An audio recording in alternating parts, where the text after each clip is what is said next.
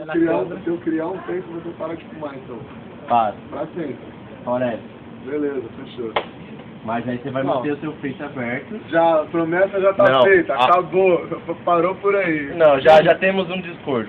Não. Aí, ó, ele aceitou. Não, ele enquanto eu aceitou. ficar. Não, tudo bem, você nunca vai apagar o seu Facebook. Criou, tá Você criado. não pode criar e descriar. Falou que criar ele ia parar. Não. foi isso que ele falou? Não, é injusto.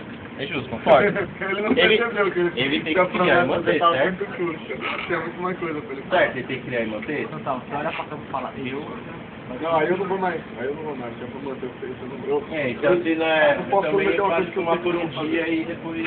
Eu não posso prometer uma coisa que eu pode manter fácil. É só não entrar, eu tenho Facebook e não entro.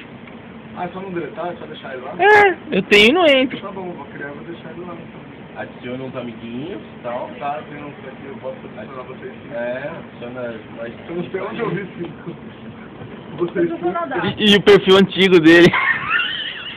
Bom, deixa eu fumar bastante. Tem sim. Não, porque ele fala a partir de agora. Não, na hora que ele criar.